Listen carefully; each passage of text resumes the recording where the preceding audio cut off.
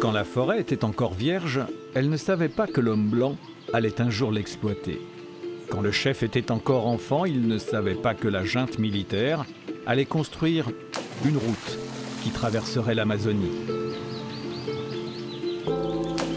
Aujourd'hui, le chef sait que le président du Brésil va s'en prendre aux poumons verts de la planète.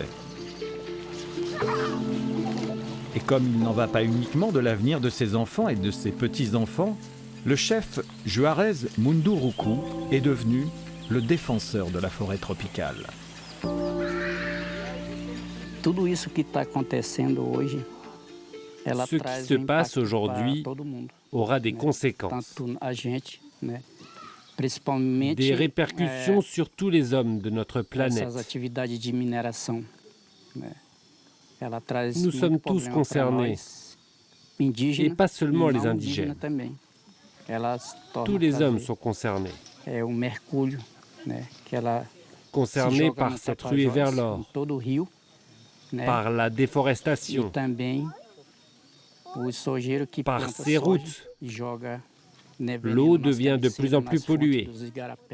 Même les cultivateurs de soja et les éleveurs déversent leur poison dans les rivières. Toute cette destruction va finir par modifier le climat. De notre point de vue, nous qui respectons la forêt, il faut que l'État arrête immédiatement. Aujourd'hui, nous savons que les problèmes et les tragédies que nous vivons ne tombent pas du ciel. Elles viennent toutes de l'homme blanc.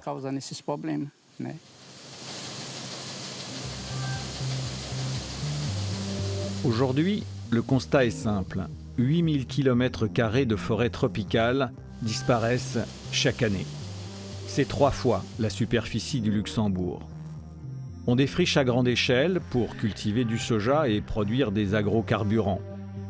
Le nouveau président brésilien veut ouvrir des zones réservées à l'élevage bovin et à l'exploitation minière. C'est le prix qu'il est prêt à payer pour battre les records de croissance. Il y a 40 ans, la forêt tropicale s'étalait à perte de vue le long de la route. Aujourd'hui, la saignée qu'elle a dessinée au cœur de l'Amazonie s'étend maintenant comme une tumeur. Un homme incarne la menace qui pèse sur la nature, le président Jair Bolsonaro. Ce populiste de droite considère avant tout le poumon vert du globe comme un trésor économique inexploité. La route fédérale BR 163 symbolise à elle seule sa foi dans le progrès. Une route de plus de 2000 km, le long de laquelle les dégâts ne cessent de se multiplier. Or, le président Bolsonaro veut encore étendre et prolonger cet axe routier. Grâce à l'argent d'investisseurs étrangers, il souhaite ouvrir de nouveaux tronçons qui détruiront inéluctablement encore un peu plus la jungle. La BR 163 n'est pas destinée au tourisme, mais au transport. Onivaldo Virgulin est routier depuis 19 ans. 20 jours par mois, il achemine du soja au volant d'un des 25 000 camions qui empruntent cette route. Pour nous et pour beaucoup d'autres familles, la BR 163, c'est notre pain quotidien. Plus de 70% de notre salaire vient du transport en camion. Sans parler de tout ce que cet axe apporte comme travail. Les restaurants, les stands en bord de route, etc. Ils ont tous ici besoin des routiers pour vivre. La BR 163 est une artère vitale. Elle est vraiment très importante. Le seul problème, c'est la pollution causée par les camions. Et cette route a du mal à faire face à toute cette circulation. Elle n'a pas été construite pour accueillir autant de camions. Ici, on l'appelle la Soja Highway. C'est elle qui dessert les ports de l'Amazone sur la côte atlantique et au total, plus de 30 millions de tonnes de soja sont exportées chaque année. Nous sommes des routiers professionnels. Nous roulons parce que nous devons gagner de l'argent. Si je pouvais, je ferais autre chose. Mais nous sommes des professionnels et on fait ça depuis pas mal de temps déjà. Ce qu'on regrette, c'est l'état de la route, les faibles revenus et le niveau élevé des frais d'exploitation. C'est vraiment dur et ça devient de pire en pire. Onivaldo gagne environ 1 000 € par mois. Il monte vers le nord avec 60 tonnes de graines de soja et repart à vide. Ici, les anciennes forêts subtropicales ont été chassées par des champs de soja qui s'étendent à l'infini.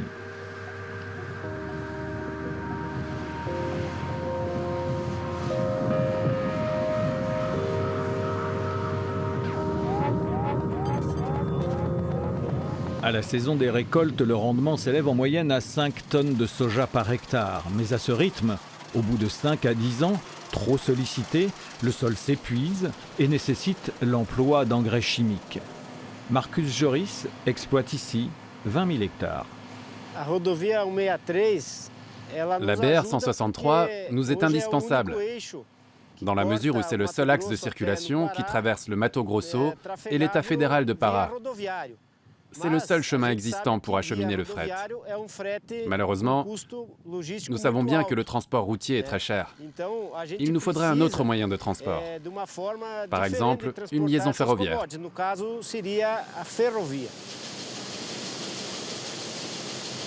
Marcus regrette que le Brésil transporte encore son soja par camion.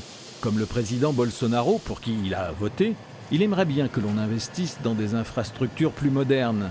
Mais la protection de l'environnement n'est pas vraiment sa priorité. Pour lui, la seule chose qui importe, c'est gagner de l'argent.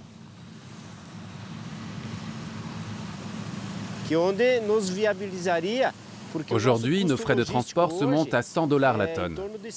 Par contre, les USA et l'Argentine, nos deux plus grands concurrents sur le marché mondial, ont des frais qui ne dépassent pas les 26 $ la tonne.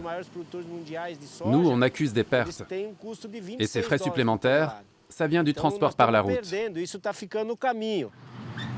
Lors de l'élection présidentielle, les grands propriétaires terriens et le lobby agricole ont largement financé la campagne de Bolsonaro. Il a donc une dette envers eux. Et ses soutiens pèsent lourd. Par exemple, les producteurs brésiliens pourraient mettre cette année 130 millions de tonnes de graines de soja sur le marché. C'est un nouveau record. Mais ce que Marcus ne dit pas, c'est qu'il ne sème que du soja génétiquement modifié et pulvérise chaque année d'énormes quantités de produits chimiques sur ses plantations. C'est l'or du Mato Grosso. C'est la richesse de notre région. Le soja représente à lui seul 40% des exportations du Brésil.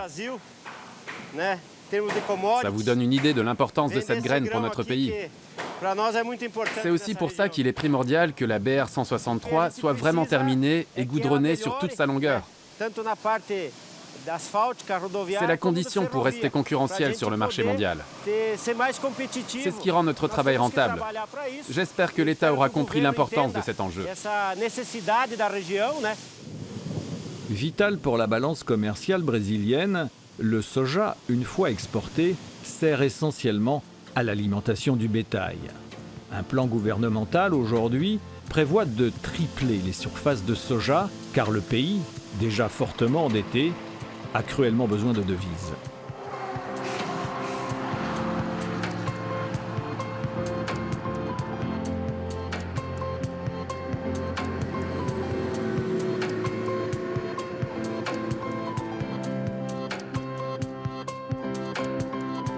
Au Brésil, le nombre de vaches dépasse le nombre d'habitants et avant la construction de la BR 163, les cow-boys étaient simplement chargés de mener les bêtes à l'abattoir. Aujourd'hui, ils se contentent de les rassembler dans des parcs. L'élevage est la deuxième richesse du pays après le soja et le Brésil est le numéro 1 mondial des exportations de viande bovine.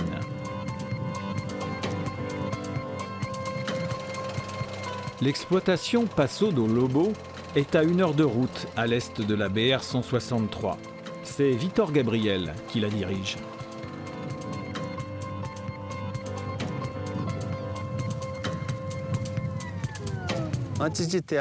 Avant la création de la BR, l'élevage de bétail était un peu plus compliqué. Par exemple, il n'y avait pas de route pour acheminer le fourrage ou les médicaments jusqu'ici. On ne pouvait pas pratiquer d'élevage intensif. Autrefois, il fallait compter 4 ans pour avoir des bêtes prêtes à l'abattoir. Aujourd'hui, il en faut moins de 2. Au cours des 6 dernières années, les exportations de viande ont quadruplé. Et si les plantes fourragères comme le maïs et le soja rapportent de plus en plus, dans l'agriculture, les salaires restent malgré tout très modestes. Une tonne de viande coûte ici 2000 $, alors que c'est plus du double en Europe. C'est aussi la raison pour laquelle d'immenses surfaces agricoles sont aujourd'hui aux mains d'investisseurs étrangers que le président brésilien souhaite attirer. Ce nouveau gouvernement nous apporte tout simplement plus de stabilité politique et de sécurité. Avant, c'était surtout le casse-tête de l'administration juridique qui nous posait des problèmes. Avant, il n'était pas toujours facile de trouver des investisseurs à l'étranger. Maintenant, la situation est plus stable. Si nous n'avions pas ces investisseurs et ces acheteurs venus de l'étranger, il nous faudrait mettre la clé sous la porte.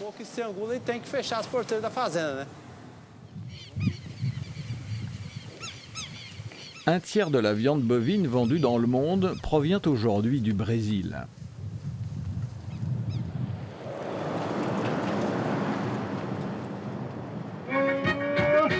Une station-service, une guinguette et un peu de divertissement, c'est ce qu'offrent en général de nombreux villages le long de la BR 163.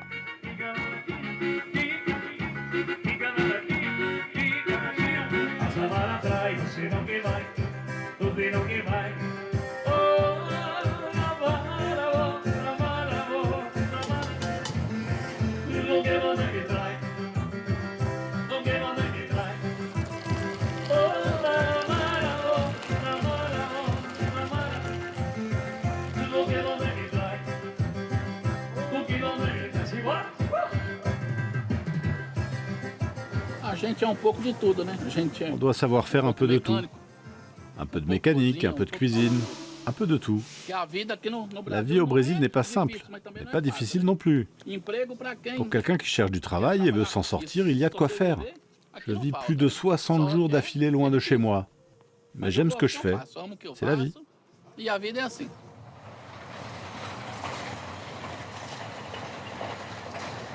La forêt tropicale existe encore, notamment dans l'État fédéral de Pará. Mais la trouée de la BR 163 fait proliférer les chemins de traverse comme des tentacules. C'est ce qui favorise l'abattage illégal. Alors, une unité de la police de l'environnement, l'IBAMA, tente d'endiguer ce fléau. Après 3 heures de voiture, ils arrivent sur un site de déboisement sauvage. L'un des chauffeurs avait entendu un bruit de tronçonneuse. Et elle est encore chaude. Il s'agit là d'un noyer d'Amazonie, une essence strictement protégée. L'abattre est donc totalement illégal. Mais le type a pu prendre la fuite. Il avait une moto et il a disparu en empruntant l'un des nombreux chemins dans la forêt. Ce n'était qu'une question de minutes, mais cette fois, on n'a pas pu l'appréhender. Les plus beaux arbres sont bien sûr les premiers visés et le commandant Eduardo Engelmann s'y est habitué. Les bois précieux ont une énorme valeur marchande, alors la corruption aidant, les scieries l'achètent sans trop regarder à la légalité des coupes. À une époque, le déboisement a diminué. Mais vous savez, il y a toujours des hausses et puis des baisses. Mais il y a une chose que je peux vous dire, c'est que ça ne baisse pas. D'une façon générale, l'abattage clandestin au mieux reste constant et au pire va en augmentant. Une heure plus tard, ils arrivent dans une grande clairière déboisée qu'ils ont repérée par image satellite. Nous sommes à 25 km de la BR 163 et dans ce secteur, les interventions de la police de l'environnement ne sont pas sans danger car les bûcherons sont souvent armés. Une fois encore, les malfrats ont eu le temps de filer.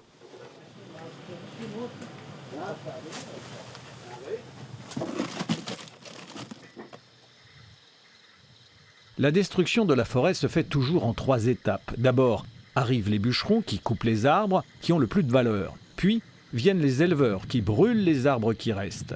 Mais comme l'élevage extensif n'est pas rentable à la longue, ils cèdent alors la place aux planteurs de soja. Une fois les arbres arrachés, il n'y a plus rien à faire. La forêt tropicale régresse inexorablement. Il y a un an, en septembre, nous sommes déjà venus ici.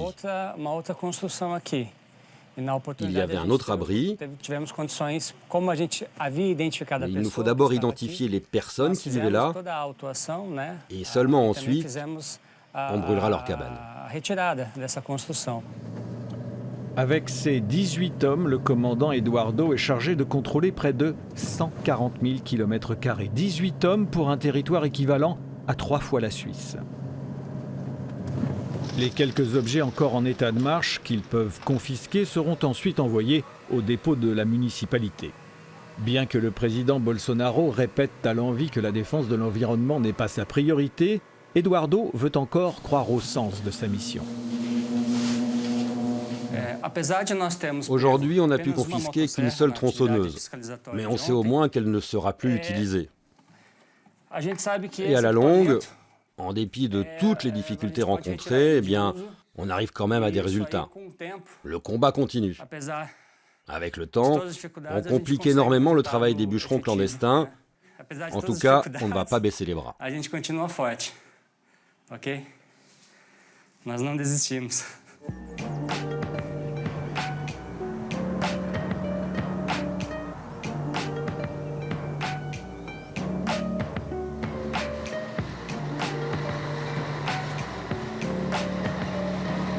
Mais à mi-trajet, la route se resserre. Halte dans une petite localité appelée le Château de mes rêves.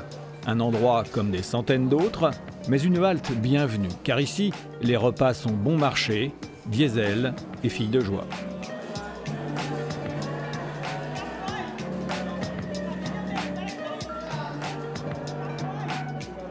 Pour Onivaldo, c'est le point de départ pour rejoindre l'étape suivante, où tout se passera bien tant que la route est goudronnée.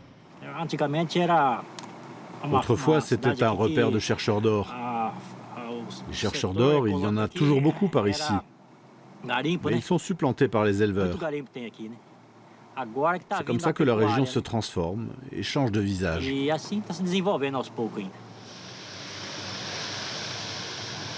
Ici, la saison des pluies dure 6 mois. C'est la période où il y a le plus d'accidents. Et donc, pour les chauffeurs, c'est une période de stress. Normalement, quand la route est sèche, il faut 3 ou 4 jours à Onivaldo pour rejoindre le nord. Maintenant, c'est difficile à dire. À cause des pluies, il y a des routiers qui sont bloqués ici depuis des semaines et ne peuvent plus avancer. Ils ne peuvent pas monter les pentes. La piste est boueuse et ça fait patiner les camions.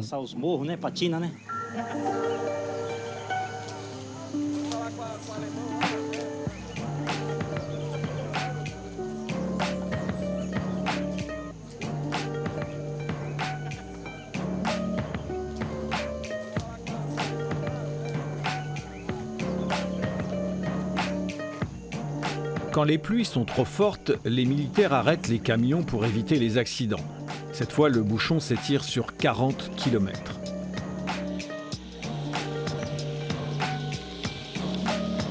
Depuis 40 ans, des tronçons entiers de la BR 163 ne sont en fait que de mauvaises pistes. Les routiers ont une cabine pour dormir et suffisamment de provisions pour manger. Certains sont bloqués ici depuis 20 jours. Dans de tels moments, la route ne nous est pas d'un grand secours. On souffre. Tu restes bloqué là sans savoir jusqu'à quand. Ça passe ou ça casse, mais ça n'avance pas. Il faudrait que le gouvernement fasse quelque chose.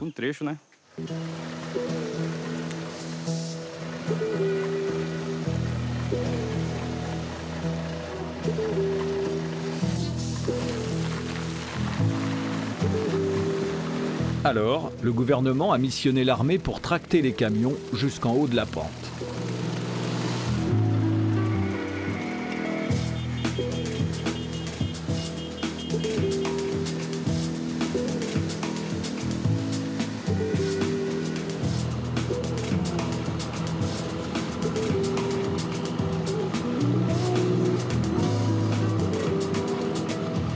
Parmi les projets du président Bolsonaro, il y a le rêve de dresser un pont au-dessus de l'Amazone et de construire une voie ferrée parallèle à la BR 163. Valmir Climaco, le maire d'Itaituba, partage le même rêve. Une liaison ferroviaire serait très intéressante. La route, en dépit de tous ses inconvénients, représente déjà une bonne avancée. Mais une voie ferrée serait en plus très profitable aux grands producteurs qui pourraient acheminer leurs produits à moindre coût. Ce projet serait bénéfique à tout le Brésil. Il faut simplement attendre que les questions de comptabilité environnementale soient réglées, et alors on pourra lancer les grands investissements. Sa ville était autrefois une capitale des orpailleurs. C'est d'ailleurs toujours un peu le cas. Dans toute la région, on continue à prospecter, et ici on peut échanger en toute discrétion de l'or de contrebande contre du cash.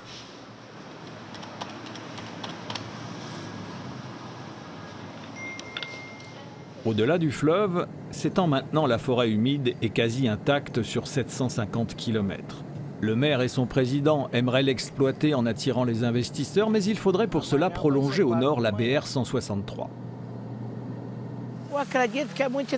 Ce serait magnifique, car la région là-haut a un grand potentiel économique. Si on fait se terminer la BR 163 chez nous ici, on signe son arrêt de mort. Il faut commencer par la route, et ensuite on pourra aussi développer la production au nord.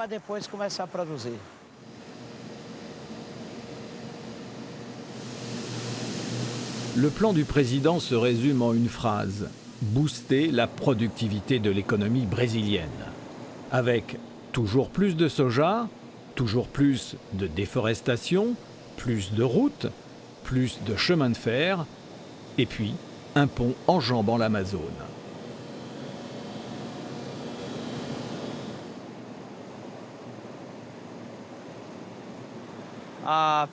Jusqu'à présent, ce ne sont que des promesses sur le papier.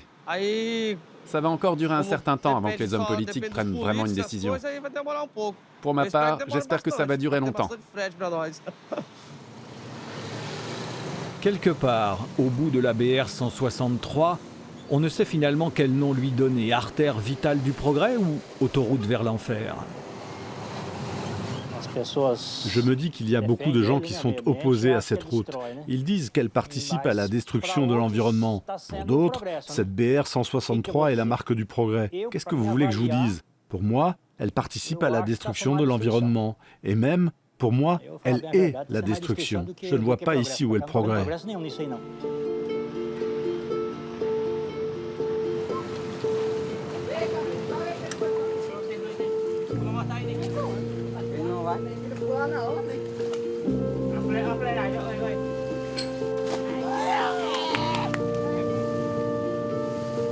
Sur un point au moins, le président Bolsonaro fait l'unanimité.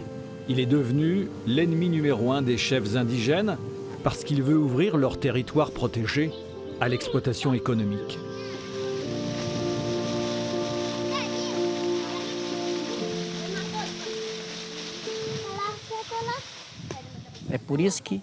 Il faut que le monde sache.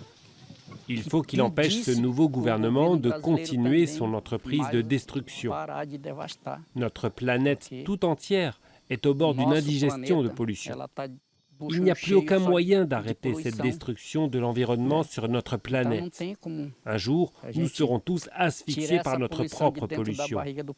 C'est le message que je voudrais adresser au monde pour qu'il apprenne ce qui se passe ici. Ma peur, ce n'est pas seulement une histoire que je suis en train d'inventer. Ce que je dis est en train de se passer réellement, dans la réalité. C'est ici, à l'embouchure de l'Amazone, que prend fin la BR 163. Mais le soja, lui, va continuer sa route en direction de l'Europe, de la Chine et de l'Inde. Alors s'il faut chercher un responsable de la déforestation, c'est très certainement sous les traits d'un président de droite sans état d'âme environnementaux. Mais il convient de ne pas oublier ses complices, acheteurs étrangers qui, à des dizaines de milliers de kilomètres de là, alimentent aussi l'autoroute du soja.